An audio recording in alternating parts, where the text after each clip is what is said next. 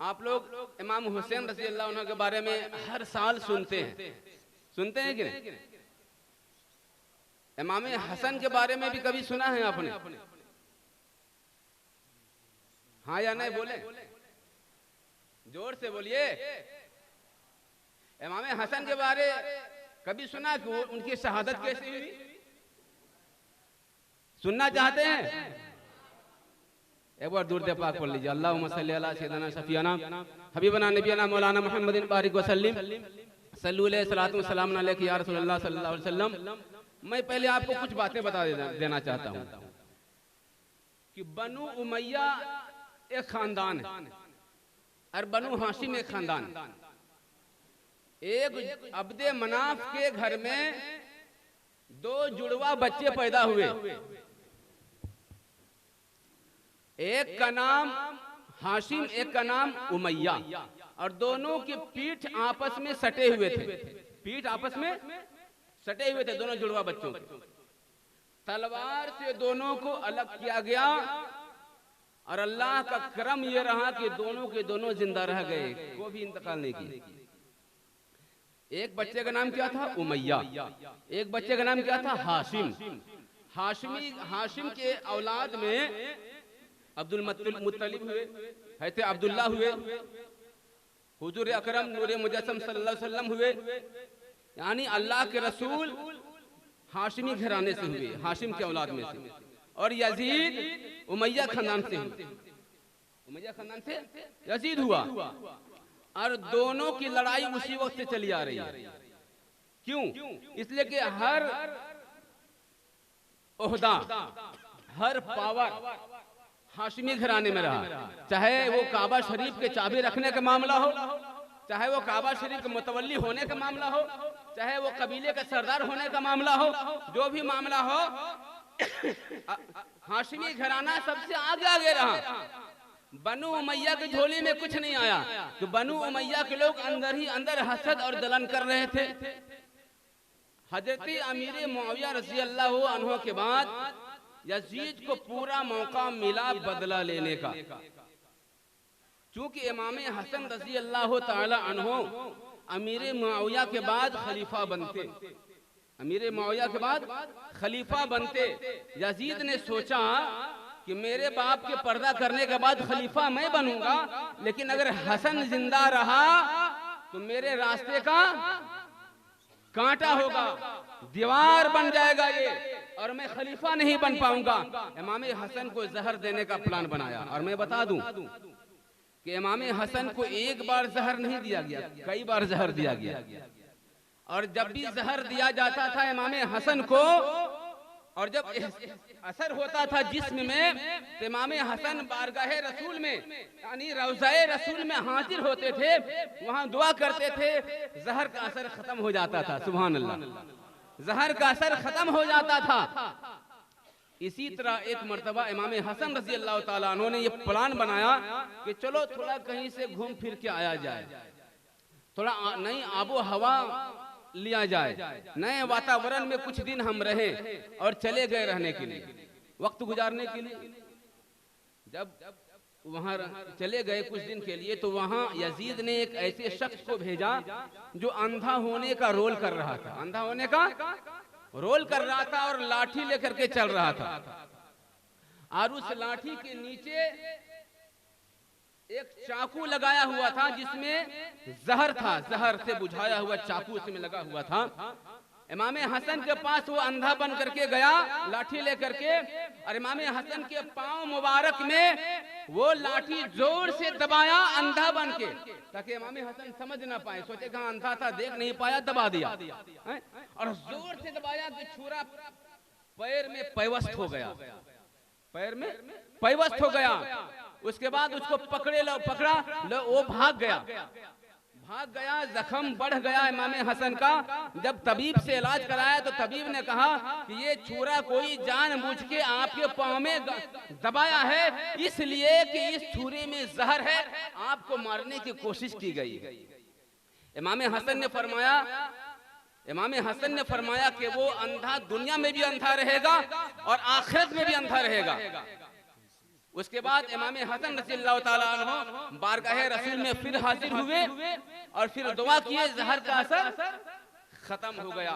लगभग 3 मरतबा इमाम हसन को जहर दिया गया था, 2 मरतबा दिया जा चुका, आखिरी मरतबा इमाम हसन रज़ियल्लाहु ताला अन्हु अपने घर में आराम कर रहे थे। रात में अचानक वो रात को उठे, बहन ज़ैनब को बुलाया और कहा कि ज़ैनब, मैं ये ख्वाब देख रहा हूँ कि नाना जान आए हैं और कह रहे हैं कि हसन तुम बहुत जल्द मेरे पास आने वाले हो, जन्नत को सजा दिया गया है तुम्हारे लिए, जन्नत के महले तुम्हारे इंतजार में है।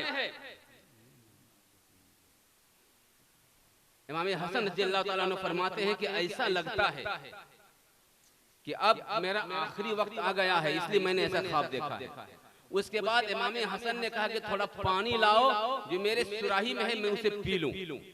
जो ही सुराही से पानी ढाल के दिया जाता है इमाम हसन को, और जब पीते हैं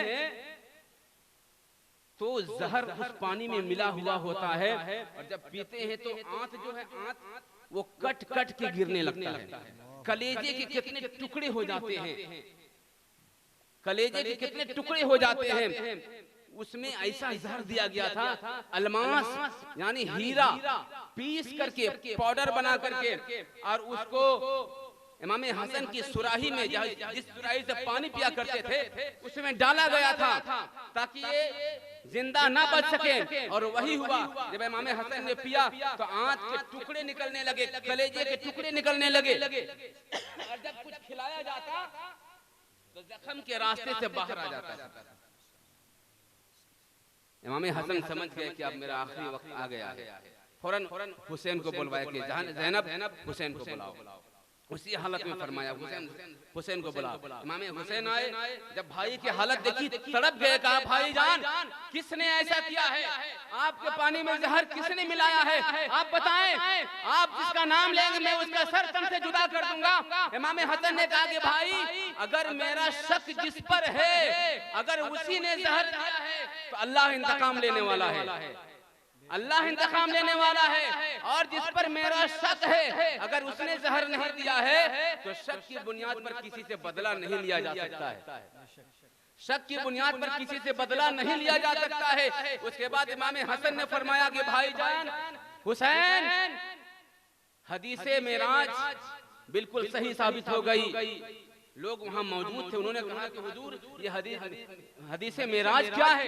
इमाम हसन ने फरमाया कि जब नाना जान जनाब मुहम्मद रसूलुल्लाह सल्लल्लाहु अलैहि वसल्लम मेराज में तशरीफ ले गए थे और जन्नत में सैर कर रहे थे, तो उसमें जन्नत में देखा एक हरा महल है, एक लाल महल है। तो इमाम रसूल पाक ने फरिश्तों से पूछा ये हरा महल किसके लिए है, ये लाल महल किसके लिए है। तो फरिश्ता नहीं बताया। फरिश्ते का जो जन्नत का जो खजानची है, जन्नत का जो दरबान है, हजरत रिजवान, उससे पूछा गया। हजरत रिजवान रोने लगे, कहा कि हुजूर मैं नहीं बता सकता। इतने में जिब्राइल अमीन आ गए, कहा या रसूल अल्लाह रिजवान से ना पूछिए, ये नहीं बता पाएगा, मैं बताता हूँ ये हरा महल किसके लिए है, ये लाल महल किसके लिए है। कहा कि हुजूर आपका नवासा हुसैन वो करबला में शहीद किया जाएगा, उसके लिए लाल महल है। और आपका नवासा हसन उसे जहर दिया जाएगा, उसका बदन हरा हो जाएगा जहर के असर से, उसके लिए हरा महल अल्लाह ने बना दिया है। इतना सुनना था कि आकाए दो जहां की आंखों से आंसू जारी हो गए, और हज़रत रिजवान जो वहां मौजूद थे वो रोने लगे।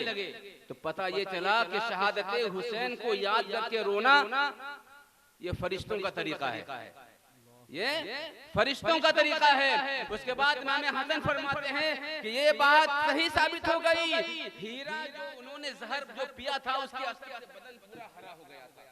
और उसी हालत में फिर इमाम हसन इस दुनिया से पर्दा कर जाते हैं। इन्ना लिल्लाहि व इन्ना इलैहि राजिऊन।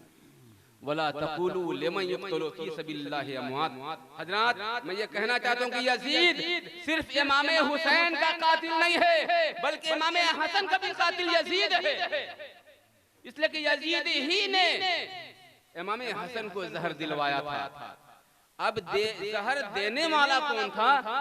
इसके बारे में मुवर्रिखीन जो हैं, वो राइटर्स जो हैं, वो आपस में फंसे हुए हैं। बहुत पेचीदा मामला है कि जहर किसने दिया। किसी ने भी अपनी किताब में जहर देने वाले का नाम नहीं लिखा है। हाँ, कुछ शिया हजरात के राइटर्स हैं, मुवर्रिखीन हैं, उन्होंने किसी का नाम लिया है, लेकिन शक की बुनियाद पर किसी का नाम नहीं लिया जा सकता।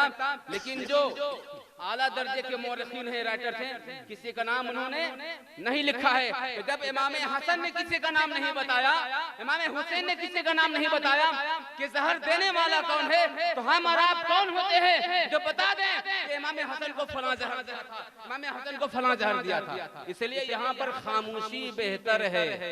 अगर कोई सवाल करे कि हसन को जहर किसने दिया था, तो शक की बुनियाद पर किसी के बारे में ना कहें, यहाँ पे खामोश हो जाएं। खामोशी बेहतर है, कहीं कहीं खामोशी बेहतर होती है। दुरूद पाक पढ़ें, अल्लाहुम्मा सल्ली अला सय्यिदना हबीबना नबीना मौलाना मुहम्मदिन बारिक वसल्लिम सल्लु अलैहि सल्लल्लाहु अलैहि या रसूलल्लाह सल्लल्लाहु अलैहि वसल्लम। हजरत, ये इमाम हसन के बारे में जो बताया, यही किताबों में है। इमाम हसन को इसी तरह से जहर दिया गया था, और इमाम हसन के लिए जन्नत में अल्लाह ने हरा महल तैयार किया है, और इमाम हुसैन की अल्लाह रब्बुल इज्जत ने जन्नत में लाल महल तैयार किया है। अल्लाह ताला हम तमाम मुसलमानों को भी हसनैन करीमैन के नक्शे कदम पर चलने की तौफीक अता फरमाए, और हमें भी शहादत अल्लाह ताला नसीब फरमाए। खुद की सिरे चमन फुल चुनी साद रहे, बागे बाजाता हमें गुलशन तराबाद रहे। अस्सलामु अलैकुम व रहमतुल्लाहि व बरकातहू।